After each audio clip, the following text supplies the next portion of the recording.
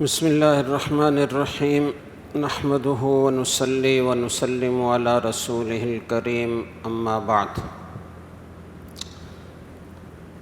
سورہ انعام مکی صورت ہے اور اس کے 20 رکوع ہیں اور 165 آیات ہیں۔ مکی صورتوں میں عام طور پر بنیادی عقائد، توحید، رسالت، آخرت، اسی مضمون کو بیان کیا جاتا ہے اور اس کے دلائل دیے جاتے ہیں۔ سورہ انعام کو سورہ انعام کا نام اس لیے دیا گیا ہے کہ اس میں چوپایوں کا کافی زیادہ تذکرہ آیا ہے۔ انعام عربی کا لفظ ہے چوپائے کے معنی میں، یعنی مویشی۔ پہلا رکوع ہے الحمدللہ الذی خلق السماوات والارض وجعل الظلمات والنور ثم الذین کفروا بربہم یعدلون۔ اللہ تعالیٰ کی حمد و ثنا ہے، اور حمد و ثنا کے بعد اللہ تعالیٰ کی قدرت اور عظمت، اللہ تعالیٰ کی توحید اور رسالت پر اس کائنات میں چاروں طرف پھیلی ہوئی نشانیوں سے استدلال کیا گیا ہے، اور مشرکین مکہ کو تکذیب پر عذاب کی وعید سنائی گئی ہے۔ مشرکین کا ایک اعتراض یہ تھا کہ کسی فرشتے کو رسول بنا کر کیوں نہیں بھیجا جاتا؟ وہ فرشتہ ہمارے پاس آئے اور ہم سے اللہ کا کلام ہمیں سنائے، براہ راست ہمارے پاس کیوں نہیں آتا؟ اور فرشتہ کیوں نہیں آتا رسول بن کر؟ ایک انسان کو کیوں رسول بنا کر بھیجا گیا؟ تو اس کا جواب یہ دیا گیا ہے کہ اگر فرشتے کو بھیجا جاتا تو ظاہر ہے کہ وہ انسانی شکل ہی میں آتا۔ انسانوں کے تو بس میں نہیں ہے کہ وہ فرشتے کو اپنی اصلی شکل میں دیکھ سکیں، تو جب یہ نہیں ہو سکتا تو لا محالہ وہ انسانی شکل میں آئے گا، اور جب وہ انسانی شکل میں آئے گا تو جو شبہ ان کو اب لاحق ہو رہا ہے کہ انسان کو کیوں بنا کر بھیجا گیا رسول، یہ شبہ پھر اسی طرح لاحق رہے گا کہ کیوں انسان کو رسول بنا کر بھیجا گیا ہے۔ تو بات یہ ہے کہ انسانوں کے لیے انسان ہی کو رسول بنا کر بھیجا جانا یہ قیاس اور عقل کا تقاضا ہے، اس لیے کہ رسول تو نمونہ بنتا ہے، اور نمونہ وہی بن سکتا ہے جو انسانی اوصاف سے متصف ہو، جسے کھانے کی ضرورت بھی پیش آئے، جس کے دل میں خواہشات بھی پیدا ہوں، جو دنیاوی سارے عوارض سے گزرے اور پھر دین پر عمل کر کے دنیا کو بتائے کہ دیکھو یہ سب کچھ میرے ساتھ بھی لگا ہوا ہے، لیکن اس کے باوجود میں اللہ کے احکام کو پورا کر رہا ہوں، دین پر عمل کر رہا ہوں، تو تم بھی کر سکتے ہو۔ نمونہ تو جب ہی بنے گا کہ جب وہ انسان ہوگا۔ دوسرے رکوع میں سیر فی الارض کا حکم دیا گیا ہے، اور مشرکین مکہ شام تجارت کے لیے جاتے تھے، تو یہ راستے میں قوم سمود اور قوم لوط کی بستیاں گزرتی تھیں، تو یہ کہا جا رہا ہے کہ دیکھو جو تکذیب کرنے والے تھے ان کا انجام کیا ہوا، ان کے کھنڈرات کے پاس سے گزر کر تم جاتے ہو، تو عبرت حاصل کرو کہ اگر ہم نے دین کی تکذیب کی اور اللہ کے قرآن کو نہ مانا تو ہمارا بھی یہی انجام ہوگا۔ اور اس کے علاوہ وَإِن يَمْسَسْكَ اللَّهُ بِضُرٍّ فَلَا كَاشِفَ لَهُ إِلَّا هُوَ وَإِن يَمْسَسْكَ بِخَيْرٍ فَهُوَ عَلَى كُلِّ شَيْءٍ قَدِيرٌ۔ آپ صلی اللہ علیہ وسلم کو خطاب کر کے کہا جا رہا ہے کہ اگر اللہ آپ کو نقصان پہنچانا چاہیں تو دنیا کی کوئی طاقت اسے دور نہیں کر سکتی، اور اللہ نفع پہنچانا چاہیں تو اللہ کو تو ہر چیز پر قدرت ہے، کون روک سکتا ہے؟ تو جب رسول اکرم صلی اللہ علیہ وسلم بھی نفع نقصان کے مالک نہیں ہیں اور سب کچھ اللہ کے قبضے میں ہے، تو پھر اور کون ہو سکتا ہے دنیا میں کہ جس کو ہم نفع نقصان کا مالک سمجھیں؟ تیسرے رکوع میں حشر و نشر کا نقشہ کھینچا گیا ہے کہ لوگوں کو کھڑا کیا جائے گا علی النار، جہنم کے اوپر۔ فقالوا یا لیتنا نرد ولا نکذب بآیات ربنا ونکون من المؤمنین۔ اس وقت وہ حسرت کریں گے، اے کاش کہ ہمیں واپس دنیا میں لوٹایا جائے، اور اب ہم اللہ کی اپنے رب کی آیات کی تکذیب نہیں کریں گے اور ہم سیدھے سیدھے مومن ہوں گے۔ لیکن کہا جائے گا فذوقوا العذاب بما کنتم تکفرون، جو کفر تم نے کیا ہے اب اس کے مزہ چکھنے کا وقت ہے، اب واپس لوٹنے کا کوئی امکان نہیں ہے۔ چوتھے رکوع میں قد خسر الذین کذبوا بلقاء اللہ حتی اذا جاءتهم الساعۃ بغتۃ قالوا یا حسرتنا علی ما فرطنا فیہا وہم یحملون اوزارہم علی ظہورہم الا ساء ما یزرون۔ یہ بیان کیا گیا ہے کہ دیکھیے جو دنیا میں عمل نہیں کرتے اور خسارہ ان کا مقدر بن جاتا ہے، تو جب وہاں پہنچیں گے تو قیامت اچانک جب آ جائے گی تو اس وقت حسرت کریں گے، قالوا یا حسرتنا علی ما فرطنا، کاش کہ ہم جو کوتاہیاں ہم سے ہوئی ہیں وہ ہم کوتاہیاں نہ کرتے۔ اور وہم یحملون اوزارہم علی ظہورہم، جو ان کی گمراہیاں تھیں، جو ان کے گناہ تھے، ان کا بوجھ اپنی پشتوں پر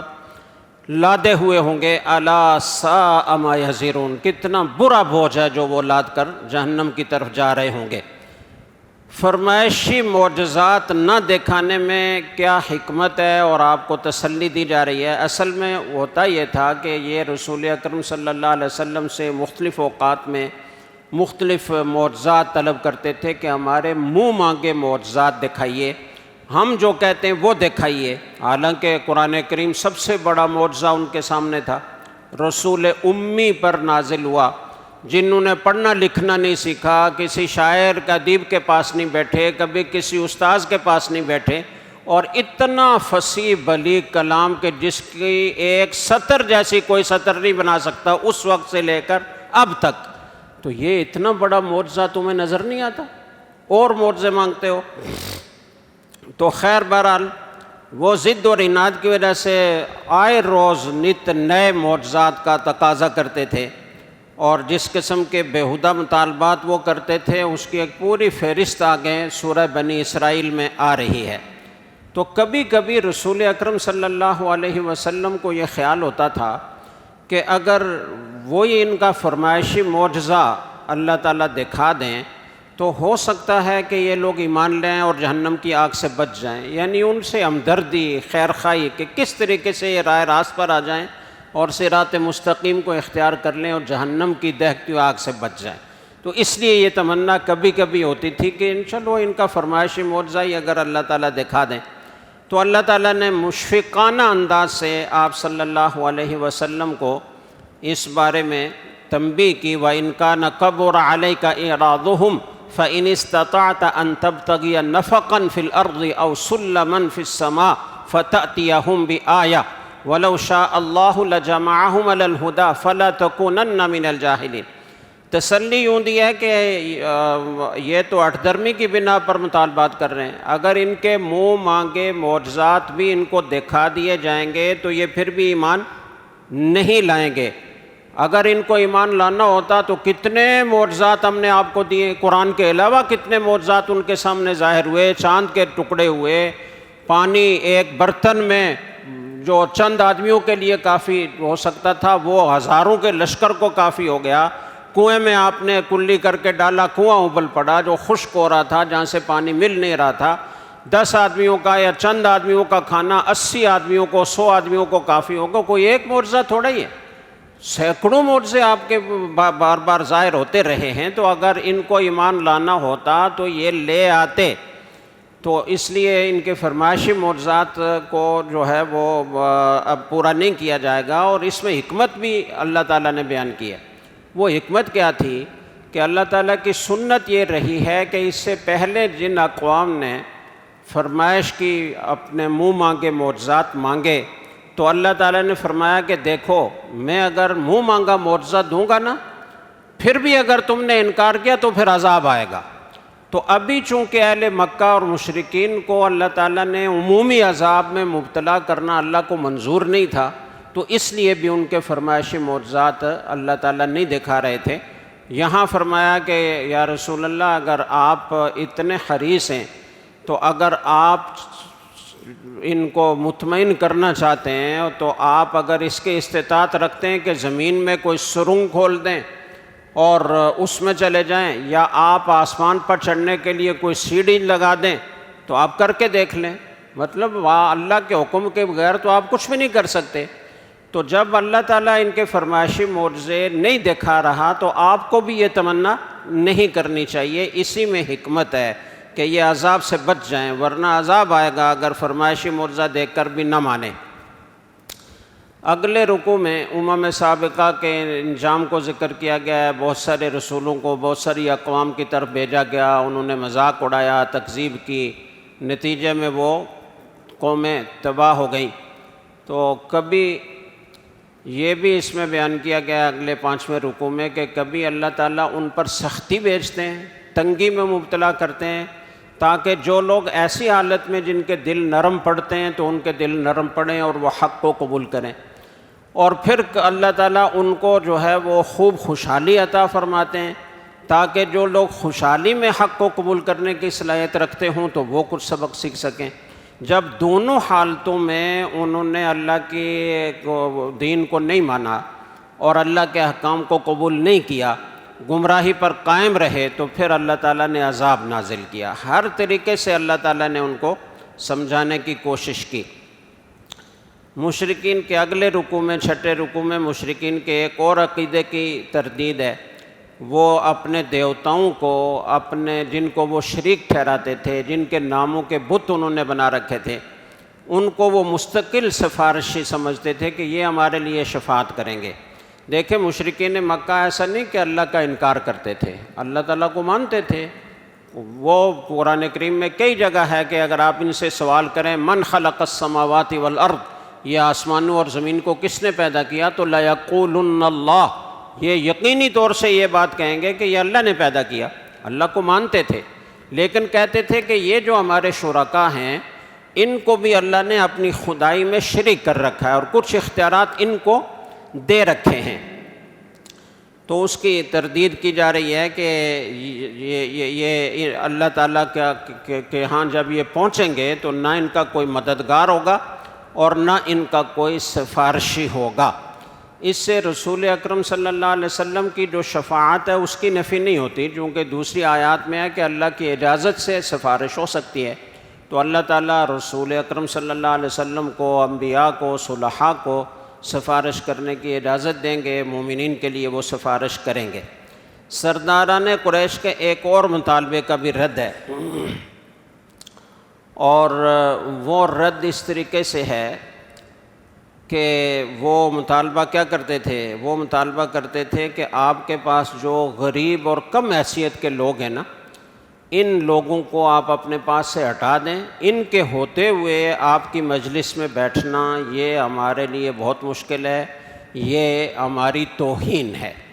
تو اللہ تعالیٰ نے فرمایا وَلَا تَطْرُدِ الَّذِينَ يَدْعُونَ رَبَّهُمْ بِالْغَدَاةِ وَالْعَشِيِّ يُرِيدُونَ وَجْهَهُ، کہ جو لوگ آپ کے پاس بیٹھے ہوئے ہیں اور صبح و شام اللہ کو یاد کرتے ہیں، اللہ کا ذکر کرتے ہیں، ان کو آپ اپنے پاس سے دور ہرگز نہ کریں. یہ کم حیثیت لوگوں کی اللہ کے ہاں بڑی قدر ہے، تو اس لیے ان کو باہر نکالیں گے آپ تو آپ ظالم شمار ہوں گے. اس لیے اس طرح کا کوئی اقدام آپ نہ کریں، یہ اللہ تعالیٰ کو منظور نہیں ہے اور اللہ کو پسند نہیں ہے. وہ آتے ہیں تو آئیں، نہیں آتے تو نہ آئیں، لیکن ان کی وجہ سے آپ اپنے صحابہ کرام کو، کم حیثیت کے لوگوں کو اپنے مجلس سے دور کر دیں، یہ نہیں ہو سکتا. اگلے رکوع میں یہ بیان کیا گیا کہ باطل کے ساتھ سمجھوتا نہیں ہو سکتا. اصل میں مشرکین مکہ ایک سمجھوتا کرنا چاہتے تھے. انہوں نے کہا رسول اکرم صلی اللہ علیہ وسلم سے کہ ایک ایسا کرتے ہیں کہ آپس میں مفاہمت کر لیتے ہیں.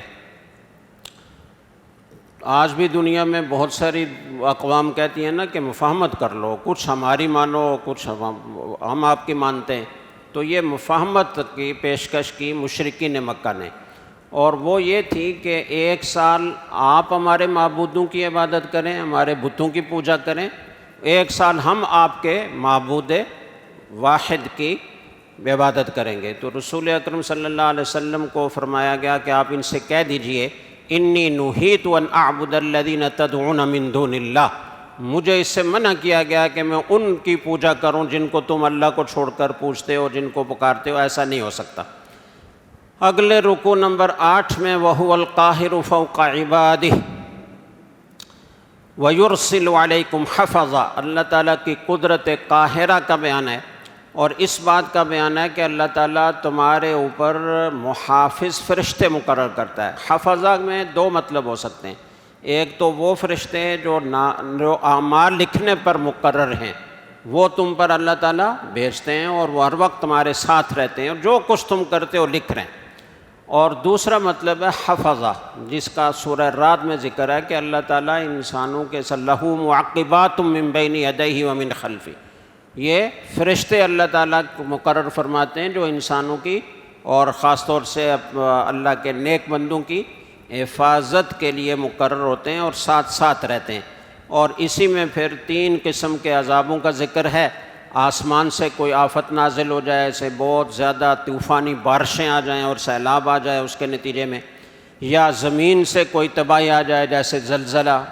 اور تیسری اللہ تعالیٰ کسی قوم کو گروہوں میں تقسیم کر دے اور وہ آپس میں لڑوا دے۔ یہ سارے قسم کے عذاب ہم پر مسلط ہیں اگر ہم غور کریں۔ کبھی سیلاب آتا ہے، اس کی وجہ سے کتنے نقصان ہو جاتے ہیں، اربوں خربوں روپے کا نقصان ہمارے ملک میں ہو جاتا ہے، جانیں ضائع ہو جاتی ہیں۔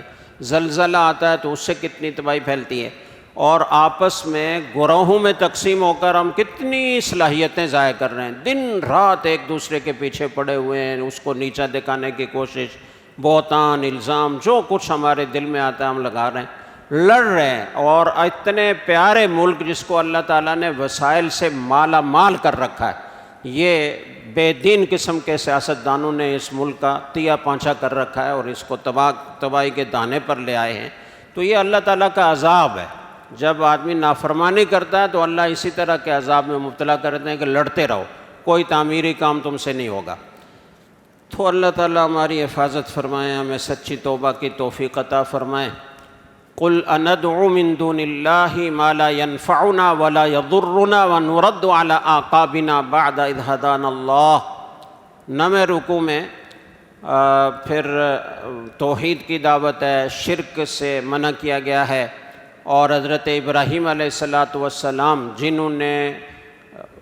شرک میں ڈوبی ہوئی دنیا میں نعرہ توحید بلند کیا تھا، تو ان کی توحید کا اور ان کے دلائل کا ذکر ہے، اور اس میں آپ تھوڑا سا سن لیں۔ جب جن علیہ اللیل، رات چھا گئی، رآ کوکبا، دوسروں کو سمجھانے کے لیے یہ انداز حضرت ابراہیم علیہ السلام نے اختیار کیا۔ رات جب چھا گئی تو ایک ستارہ نظر آیا، قال ھذا ربی، تو کہا کہ یہ میرا رب ہے، ایسا چمکتا جمکتا جگمگاتا، کتنا اچھا ہے، تو یہ میرا رب ہے۔ فلما افلا قال لا احب الآفلین، وہ ستارہ ڈوب گیا، روشنی ختم ہو گئی، تو فرمایا کہ ڈوبنے والوں کو میں پسند نہیں کرتا، یہ رب نہیں ہو سکتا۔ فلما رأى القمر بازغا قال ھذا ربی، پھر جب چاند نکلا جگمگاتا ہوا تو اسے دیکھ کر کہا کہ یہ میرا رب ہے۔ قال فلما افلا قال لئن لم يهدني ربي لأكونن من القوم الضالين، فرمایا یہ بھی جب ڈوب گیا تو فرمایا کہ اگر اللہ نے مجھے ہدایت نہ دی اور سیدھے راستے تک نہ پہنچایا تو میں تو گمراہ قوم میں سے ہو جاؤں گا۔ فلما رأى الشمس بازغة قال ھذا ربي ھذا اکبر، جب سورج طلوع ہوا اور جگمگاتا ہوا چمکتا دمکتا تو کہا کہ یہ میرا رب ہے، یہ تو بہت بڑا ہے، ستارے سے بھی بڑا، چاند سے بھی بڑا، تو یہ میرا رب ہے۔ لیکن فلما افلت قال یا قوم انی بریء مما تشرکون، جب وہ بھی ڈوب گیا تو فرمایا کہ اے میری قوم سن لو، جو تم شریک ٹھہراتے ہو نا میں اس سے بری ہوں۔ تو جب انہوں نے توحید کا نعرہ بلند کیا اور شرک سے براءت کا اظہار کیا تو سب سے پہلے ان کے والد ہی رکاوٹ بن گئے۔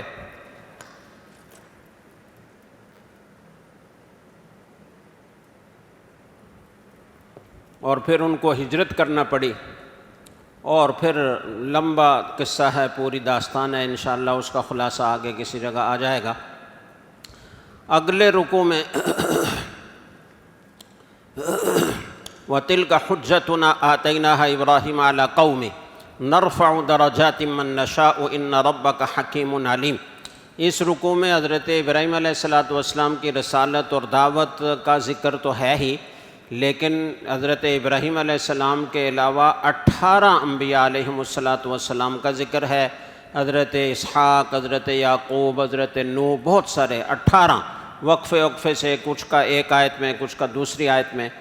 اور یہ بتایا گیا ہے کہ ان تمام انبیاء علیہم السلام کی دعوت بنیادی طور پر وہی تھی جو قرآن کریم کی دعوت ہے، جو رسول اکرم صلی اللہ علیہ وسلم کی دعوت ہے۔ تو پھر قرآن کریم کا اور رسول اکرم صلی اللہ علیہ وسلم کا انکار کیوں کرتے ہو، مخالفت کیوں کرتے ہو؟ پھر آخر میں رسول اکرم صلی اللہ علیہ وسلم کو تسلی دی گئی ہے کہ اللہ تعالیٰ نے ایک اور قوم کے لیے طے کر رکھا ہے کہ وہ قرآن کریم کی ناقدری نہیں کریں گے اور آپ کو پریشان نہیں کریں گے۔ اس سے اہل مدینہ کی طرف اشارہ ہے۔ اور پھر اس سے آگے والا جو رکوع ہے، رکوع نمبر 11 اس سورت کا، ان اللہ فالق الحب والنوا یخرج الحی من المیت ومخرج المیت من الحی ذالکم اللہ فانا تؤفکون۔ اس رکوع میں اللہ تعالیٰ کی نہیں، ہم ایک رکوع آگے چلے گئے، اس سے پہلے رکوع نمبر جو 11 ہے، وَمَا قَدَرُ اللَّهَ حَقَّ قَدْرِهِ إِذْ قَالُوا مَا أَنزَلَ اللَّهُ عَلَى بَشَرٍ مِّن شَيْءٍ۔ تو اس رکوع میں یہود کے ایک جھوٹ کا تذکرہ ہے، اور وہ دشمنی میں کہتے تھے کہ اللہ تعالیٰ نے آج تک کوئی کتاب کسی پر نازل نہیں کی۔ تو ان سے پوچھا گیا کہ یہ جو تورات ہے یہ کتاب کس نے نازل کی تھی؟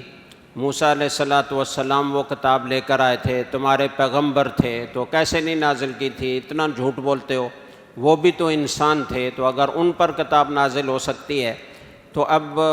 رسول اکرم صلی اللہ علیہ وسلم پر کیوں نازل نہیں ہو سکتی؟ اس وقت وہ کتاب ہدایت تھی، اب قرآن کتاب ہدایت ہے۔ پھر قرآن کریم کا مرتبہ اور شرف بیان کیا گیا، اور جھوٹ بولنے والوں کے لیے وعید ہے عذاب کی۔ اگلا جو 12واں رکوع ہے، ان اللہ فالق الحب والنوا، اس میں نباتات اور کو توحید کی دلیل کے طور پر ذکر کیا گیا ہے۔ کائنات میں پھیلی ہوئی وہ اپنی ربوبیت کی کارسازیوں اور قدرتوں کی ایک جھلک دکھائی ہے کہ دیکھو اللہ ہی ہے جو بیج اور دانے کو پھاڑ کر اس میں سے درخت پیدا کرتا ہے، پودے پیدا کرتا ہے، مردہ سے زندہ کو نکالتا ہے، زندہ سے مردہ کو نکالتا ہے، اور ان پودوں پر پھول کون پیدا کرتا ہے، پھر ان پھولوں کو پھلوں میں اور اناج میں کون تبدیل کرتا ہے، پھر ان پھلوں اور اناج میں ذائقہ اور ان میں مٹھاس اور خوشبو کون پیدا کرتا ہے؟ شروع میں کڑوے ہوتے ہیں، ترش ہوتے ہیں یا پھیکے ہوتے ہیں، لیکن جیسے جیسے پکنا شروع ہوتے ہیں ان میں مٹھاس آتی جاتی ہے، اور یہ مٹھاس آتی ہے سورج کی شعاؤں سے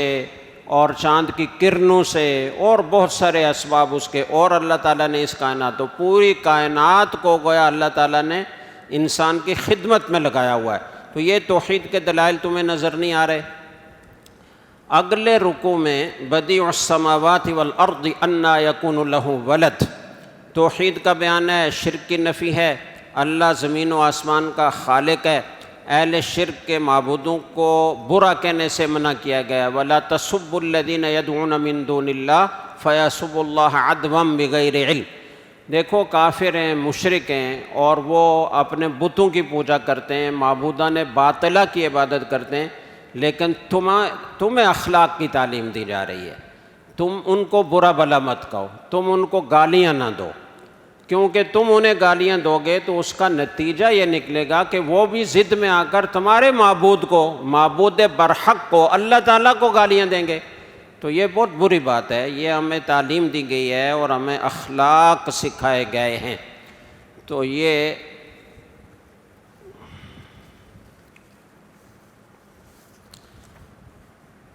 اگلا رکوع جو ہے 8ویں پارے کا پہلا رکوع ہے، اور سورہ انعام کا 14واں رکوع ہے، وَلَوْ أَنَّنَا نَزَّلْنَا إِلَيْهِمُ الْمَلَائِكَةَ وَكَلَّمَهُمُ الْمَوْتَى وَحَشَرْنَا عَلَيْهِمْ كُلَّ شَيْءٍ قُبُلًا مَا كَانُوا لِيُؤْمِنُوا۔ یہ بیان کیا گیا ہے، پچھلے رکوع میں بتایا تھا نا کہ مشرکین مکہ قسمیں کھا کر کہتے تھے وَأَقْسَمُوا بِاللَّهِ جَهْدَ أَيْمَانِهِمْ لَئِنْ جَاءَتْهُمْ آيَةٌ لَيُؤْمِنُنَّ بِهَا، وہ جو شروع میں بتایا تھا کہ فرمائشی معجزے ہوتے تھے ان کے، آئے روز نئے نئے مطالبات، ایک جگہ پر پچھلے رکوع میں یہ مذکور ہے کہ وہ اللہ کی قسمیں کھا کر، بہت ہی پکی قسمیں کھا کر کہتے تھے کہ اگر کوئی آیت آ جائے، کوئی نشانی آ جائے، کوئی ہمارا فرمائشی معجزہ آ جائے تو ہم ضرور بضرور ایمان لائیں گے۔ تو اللہ تعالیٰ فرما رہے ہیں کہ اگر ہم ان کے اوپر ملائکہ کو بھی نازل کر دیں نا، اور جیسے گویا کہ ان میں سے ہیرات بھی یہ مطالبہ کر رہا ہے گویا کہ مجھے نبی بنایا جائے، فرشتہ میرے پاس آیا کرے، تو اگر ہم ان کے پاس فرشتے کو بھیج بھی دیں گے، حتیٰ کہ کلمہم الموتیٰ، قبروں میں پڑے ہوئے مردے زندہ ہو کر ان سے باتیں کرنے لگیں اور ان کو وہاں کے حالات بتائیں، تو یہ اور جو یہ مطالبہ کر رہے ہیں وہ بالکل کھل کر سامنے آ جائے، ما کانوا لیؤمنوا، یہ پھر بھی ایمان لانے والے نہیں ہیں۔ تو اس لیے آپ اس فکر میں نہ پڑا کریں کہ ان کو کوئی ان کا فرمائشی معجزہ دیا جائے، اور رسول اکرم صلی اللہ علیہ وسلم کو تسلی دی جا رہی ہے کہ آپ ان کی اس ہٹ درمی اور اس بےہودگی سے پریشان نہ ہوں۔ وَكَذَلِكَ جَعَلْنَا لِكُلِّ نَبِيٍّ عَدُوًّا شَيَاطِينَ الْإِنسِ وَالْجِنِّ، ہم نے ہر نبی کے ساتھ اسی طرح کا معاملہ رکھا ہے کہ شیاطین الانس والجن یہ ان کے ساتھ اسی طرح کا رویہ رکھتے ہیں اور ان کو تکلیف پہنچاتے ہیں، ایذا پہنچاتے ہیں۔ اور آگے پھر یہ بیان کیا کذالک جعلنا لکل یوحی بعضهم الی بعض زخرف القول غرورا۔ پھر سب سے بڑے معجزے قرآن کریم کا ذکر پھر دوبارہ کیا گیا ہے، اور یہ کہا گیا ہے کہ یہ جو کچھ مطالبہ کرتے ہیں نا، تو اکثریت چونکہ جاہل ہے، ان تطع اکثر من فی الارض یضلوک عن سبیل اللہ، اگر اس اکثریت کا آپ اتباع کریں گے تو آپ کو راستے سے ہٹانے کی کوشش کریں گے، تو اکثریت کا اتباع نہ کیا کریں۔ اس آیت سے مغربی جمہوریت کی بھی نفی ہوتی ہے، ان کے ہاں یہ ہے کہ کثرت رائے سے جو فیصلہ کیا جائے بس ٹھیک ہے، چاہے وہ اللہ کے دین کے خلاف ہو، کتاب و سنت کے خلاف ہو، اس سے ان کو کوئی غرض نہیں ہے۔ تو پاکستان میں بھی جمہوریت ہی ہے، لیکن یہاں کے آئین میں یہ واضح طور پر لکھا ہوا ہے کہ کوئی قانون خلاف قرآن و سنت نہیں بن سکتا۔ عملی طور پر کیا ہوتا ہے، لیکن نظریاتی طور پر بہرحال یہ آئین اچھا آئین ہے اور اس میں یہ تصریح ہے، اور جو خلاف شرع قوانین ہمارے ملک میں ہیں ان کو تبدیل کرانے کا بھی ایک پرامن راستہ موجود ہے۔ اسلامی نظریاتی کونسل ہے، وفاقی شرعی عدالت ہے، تو مسئلہ یہ ہے کہ ہمارے لوگوں میں شعور نہیں ہے اور کوئی سنجیدگی سے ان چیزوں کو لے کر آگے کام نہیں کرتا، تو اس لیے پھر بہت ساری چیزیں سست روی سے ہو رہی ہیں، بہت ساری چیزیں نہیں ہو رہی۔ تو ہمارے ملک کو اللہ تعالیٰ نے بہت ساری نعمتوں سے نوازا ہے، ان میں ایک یہ آئین بھی ہے، اس لیے کہ پوری دنیا کے اسلامی ممالک میں کوئی بھی ایک ایسا نہیں ہے کہ جس کے آئین میں یہ تصریح ہو کہ یہاں کوئی قانون قرآن و سنت کے خلاف نہیں بن سکتا، اور آئین کی بہت بڑی اہمیت ہوتی ہے۔ آئین میں اس تصریح کا آ جانا یہ بہت بڑی چیز ہے، اور اللہ تعالیٰ غریق رحمت کرے جنرل ضیاء الحق صاحب کو کہ انہوں نے قرارداد مقاصد میں جہاں یہ تصریح لکھی ہوئی ہے اس کو آئین کا ناقابل تنسیخ حصہ بنا دیا تھا، ورنہ اس سے پہلے یہ آئین کا حصہ نہیں تھا، یہ ایک دیباچے کی شکل تھی اور آئین کا حصہ اس کو نہیں سمجھا جاتا تھا، تو اب یہ باقاعدہ آئین کا حصہ ہے، اور یہ بہت بڑی بات ہے۔ تو اللہ تعالی ہمیں اعتدال کے ساتھ اور پرامن راستوں کے ذریعے سے اپنی اپنی ذمہ داریاں ادا کرنے کی توفیق عطا فرمائے۔ اگلے رکوع میں مومن اور کافر کی مثال دی ہے کہ مومن زندہ ہوتا ہے اور کافر مردہ ہوتا ہے۔ مومن کی مثال ایسے ہے جو ایمان کی روشنی سے متصف ہے کہ وہ یہ روشنی لے کر لوگوں میں چلتا ہے، نور پھیلاتا ہے، لوگوں کو بھی فائدہ پہنچاتا ہے، ان کو بھی نیکی کے راستے پر لاتا ہے، اور جو کافر ہوتا ہے وہ ظلمات میں ہے، تاریکیوں میں پھنسا ہوا ہے، لیس بخارج منہا، اس سے نکل نہیں سکتا۔ تو اللہ تعالی ہمیں اپنے ایمان کی قدر نصیب فرمائے۔ اگلے رکوع میں یا معشر الجن والانس الم یأتکم رسل منکم یقصون علیکم آیاتی، جنات اور انسانوں دونوں کو خطاب کیا گیا اور کہا گیا کہ تمہارے پاس ہمارے رسول نہیں آئے جو ہماری آیات پڑھ پڑھ کے تمہیں سناتے ہیں، یہاں یہ بات سمجھ لیجئے کہ جنات کی طرف رسول آئے ہیں یا نہیں۔ بعض علماء کا قول یہ ہے کہ جنات کی طرف بھی باقاعدہ رسول آئے ہیں، لیکن دوسرے حضرات یہ فرماتے ہیں کہ جنات کی طرف باقاعدہ رسول الگ سے نہیں آئے،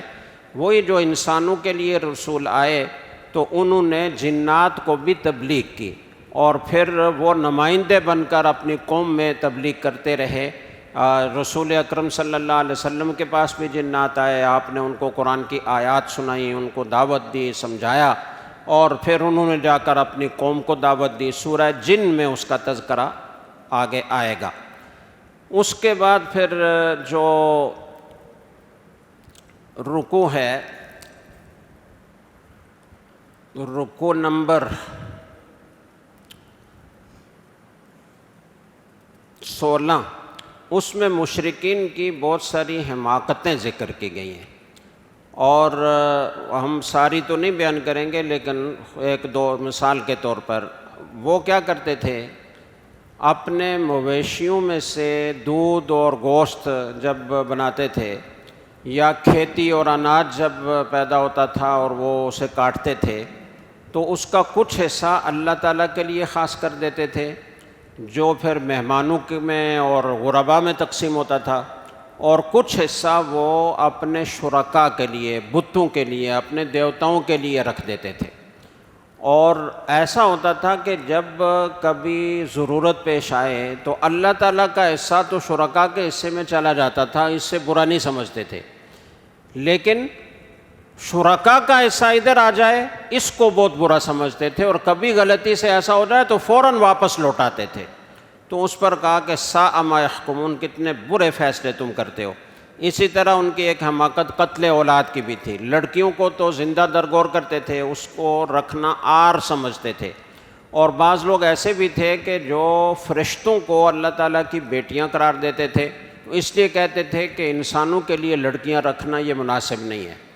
تو اس بنا پر بھی ان کو قتل کر دیتے تھے۔ اچھا، لڑکوں کو بھی قتل کرتے تھے فقر کے خوف سے کہ ان کو کھلائیں گے کہاں سے، یا بعض لوگ ایسا کرتے تھے کہ نظر مانتے تھے کہ یا اللہ یہ جو 10واں بیٹا ہوگا نا، اسے اللہ کے نام پر یا بتوں کے نام پر ہم ذبح کریں گے، تو اس طریقے سے لڑکوں کو بھی ذبح کرتے تھے۔ یہ ساری چیزیں ان پر اللہ تعالیٰ نے رد کیا کہ یہ کتنا برا تم لوگوں نے بری رسمیں بنا رکھی ہیں۔ اسی طریقے سے چوپایوں میں ایک نام نہاد تقسیم کر رکھی تھی۔ آپ کو تعجب ہوگا، وہ یہ کہتے تھے کہ یہ جو کوئی اونٹنی ہے یا کوئی اور جانور ہے جس کے پیٹ میں جو بچہ ہے، یہ اگر زندہ نکل آیا تو صرف مردوں کے لیے حلال ہوگا، عورتوں کے لیے اس میں سے کھانا جائز نہیں ہوگا، ان کے لیے حلال نہیں ہوگا، اور اگر یہ مردہ پیدا ہوا تو پھر دونوں کے لیے حلال ہوگا۔ عجیب عجیب ان کی حماقتیں تھیں، اور مرد اور عورت کے لیے انہوں نے الگ الگ حرام بنا رکھا تھا۔ چوپایوں کی بھی مختلف قسمیں انہوں نے بنا رکھی تھیں، اس کو کوئی ہاتھ نہیں لگا سکتا، یہ بتوں کے نام ہے، اور یہ اس پر سواری کرنا حرام ہے۔ بعض جانوروں کے بارے میں انہوں نے طے کر رکھا تھا کہ ان پر اللہ کا نام نہیں لیا جا سکتا، نہ ذبح کرتے وقت نہ سواری کرتے وقت، اور اسی بنا پر ان پر وہ سوار ہو کر حج کے لیے نہیں جاتے تھے۔ تو ایسی ایسی حماقتیں۔ اگلے رکوع میں جو آپ کی 17 نمبر رکوع ہے، اور اس میں یہ کہا گیا ہے کہ دیکھیے حلال اور حرام کا اختیار صرف اللہ تعالیٰ کے پاس ہے۔ مشرکین کی یہ حماقتیں بتانے کے بعد اللہ نے یہ فیصلہ کن بات کی ہے کہ اللہ ہی ہے جو کسی چیز کو حرام قرار دے سکتا ہے، کسی چیز کو حلال قرار دے سکتا ہے، یہ اللہ کے علاوہ کسی کے اختیار میں نہیں ہے۔ اور پھر اللہ نے بہت ساری جانوروں کا ذکر کیا کہ اللہ نے تمہارے لیے پیدا کیے ہیں، چھوٹے جانور بھی، بڑے جانور بھی، دودھ کے لیے بھی، گوشت کے لیے بھی، دوسرے کاموں کے لیے بھی، مال بردار جانور بھی پیدا کیے۔ مشرکین کے ایک اور اعتراض کا بھی جواب دیا گیا ہے۔ وہ کہتے تھے کہ دیکھو، بڑی دلچسپ بات ہے، وہ کہتے تھے کہ دیکھو اللہ تعالیٰ جس جانور کو قتل کر دیں، یعنی وہ طبی موت مر جائے، تو تم کہتے ہو کہ وہ حرام ہے، اور جسے تم اپنے ہاتھ سے ذبح کر کے قتل کرتے ہو کہتے ہو کہ وہ حلال ہے۔ تو بہت وہ ایک عام آدمی کو اپیل کرتی ہے نا یہ بات کہ جو اللہ کا قتل کیا ہوا ہے وہ تو حرام ہے، اور جو بندے نے قتل کیا اپنے ہاتھ سے ذبح کر کے وہ حلال ہے۔ تو اللہ تعالیٰ نے اس کی حکمت نہیں بیان کی، فیصلہ کن انداز میں بتایا کہ حلال حرام کرنا میرا اختیار ہے، کسی اور کا اختیار نہیں ہے۔ میں نے اس کو حلال قرار دیا وہ حلال ہے، اور مردار کو میں نے حرام قرار دیا تو وہ حرام ہے۔ سبق یہ دینا مقصود ہے کہ ایک مسلمان کو جب یہ پتہ چل جائے کہ یہ اللہ کا حکم ہے، یہ رسول اللہ صلی اللہ علیہ وسلم کا حکم ہے، اب اس کی کوئی حکمت سمجھ میں آئے یا نہ آئے اسے ماننا چاہیے، حکمتوں کے پیچھے نہیں پڑنا چاہیے۔ صحابہ کرام رضی اللہ تعالیٰ عنہ میں سے کبھی کسی نے حکمت نہیں پوچھی، پتہ چل گیا کہ اللہ کا حکم ہے، اللہ کے رسول کا حکم ہے، بس آمنا وسلمنا۔ ویسے اس کی حکمت بیان کی جا سکتی تھی کہ جو جانور مردہ ہو جاتا ہے، مر جاتا ہے، مردار ہو جاتا ہے، تو اس کا تو خون اس کے جسم میں رکا ہوا ہے اور اس کے پورے گوشت میں وہ سرایت کر چکا ہے، اور اس کے مضر اثرات پورے گوشت میں پھیل گئے، اس لیے وہ مضر صحت ہے، وہ جائز نہیں ہے۔ اور جب جانور کو ذبح کیا جاتا ہے تو اس کا سارا خون رگوں سے بہہ جاتا ہے اور وہ گوشت بالکل پاک صاف ہو جاتا ہے، تو اس لیے وہ مضر صحت نہیں ہے، وہ مفید ہے۔ تو یہ حکمت بیان کی جا سکتی تھی، لیکن اللہ تعالیٰ نے حکمت بیان نہیں کی، یہ سبق دینے کے لیے کہ دیکھو